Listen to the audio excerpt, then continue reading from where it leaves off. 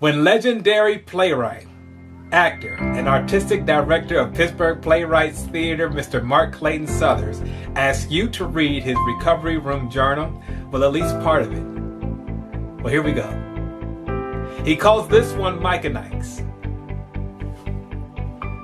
I was on a feeding tube for at least 2 months, maybe even longer. My wife knows just exactly how long, but it's after midnight and I know she's knocked out, so I won't bother her about that detail. This feeding tube went through my nose and ran down into my, well, I don't even remember that. My wife knows that detail as well. I thought it went to my stomach, but now that I think about it, I think it bypassed my stomach and went straight to the next section. Anywho, the food was a yellow substance that came from a huge plastic bag that hung from my IV stand.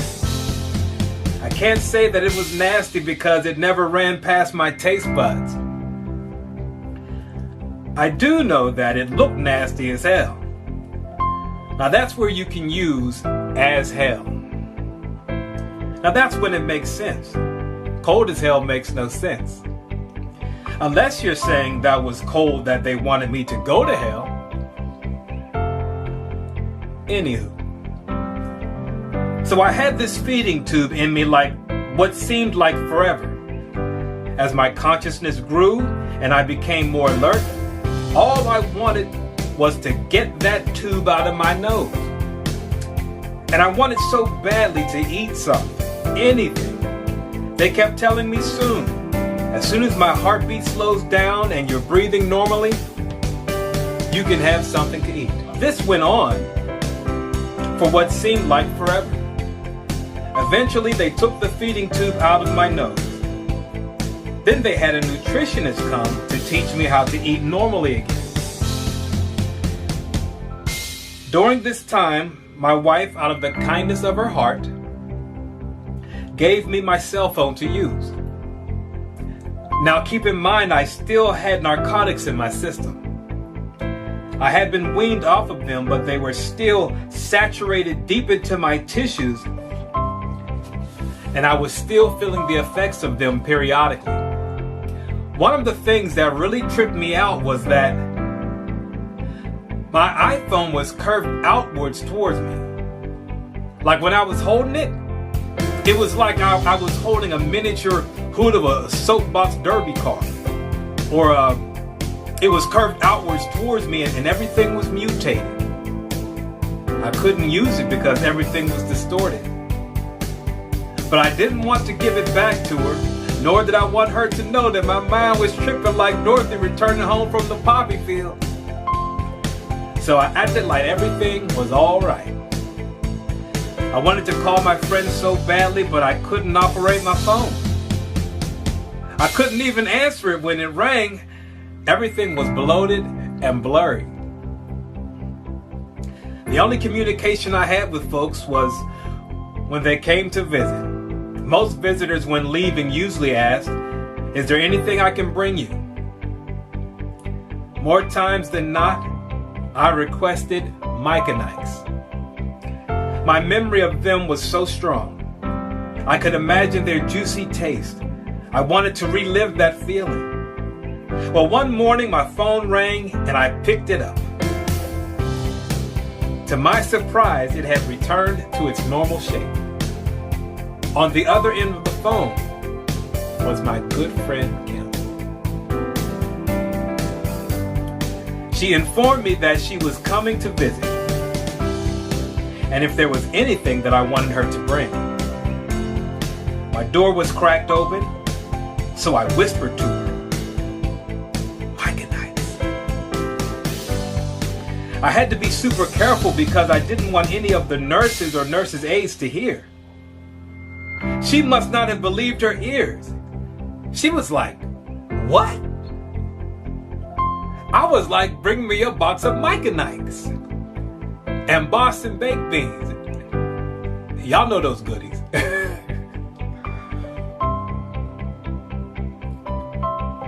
I was craving them. I hadn't eaten anything for close to 5 weeks. And it's all I thought about 24/7. I was averaging about 12 people per day initially once I was allowed to have guests. So one day, Kim shows up with the goodies. There were already several people in my room, so she couldn't give me the bag of snacks right away. So I just laid in my bed and had conversations with folks while staring like a crackhead intently at that rolled up brown paper bag held in Kim's grasp.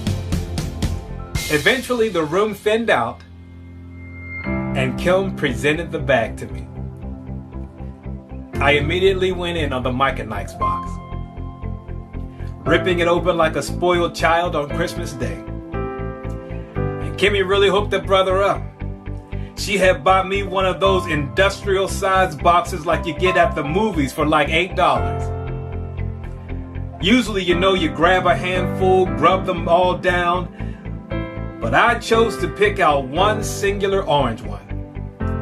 I placed it in my mouth, rolled it around on my tongue, I laid my head back, and they told me my eyes rolled in back of my head in sheer ecstasy.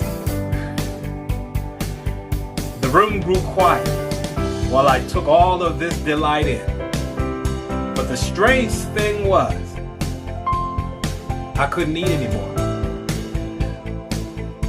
That first one had satisfied my mental urge, but my taste buds would not support another attempt. I found a place to hide them from my nurses, and when the kids visited, I handed them off to them.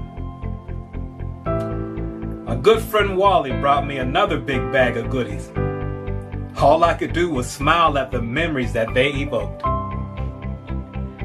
Yes, my taste buds had not made that long journey back like my mind had. And that's how it would be for food as well. I'd crave pizza and take one bite, and that was it. Everything else would taste like mush. That's where this whole chicken wing thing came into play.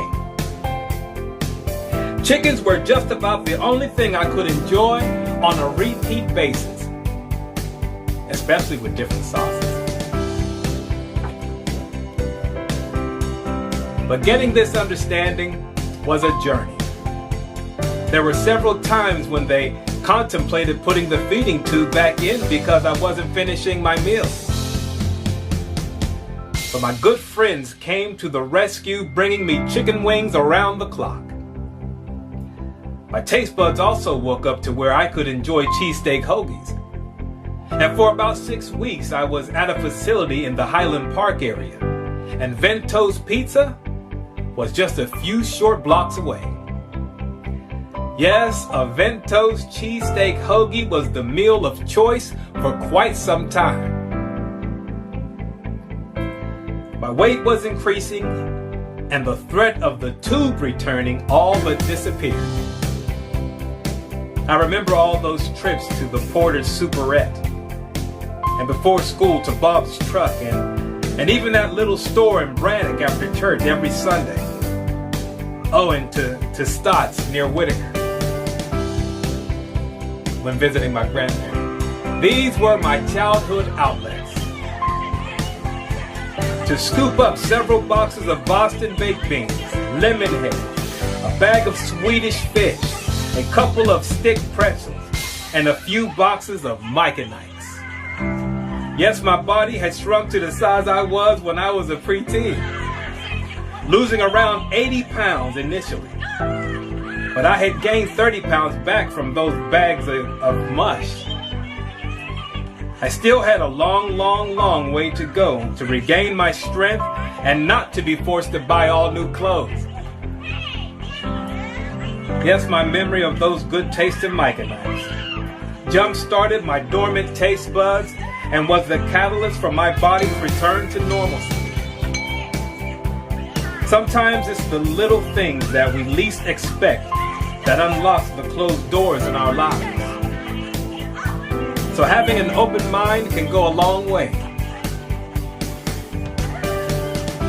Enjoy life, my friends. The end. Mike and Ike's. Written by Mr. Mark Clayton Southers.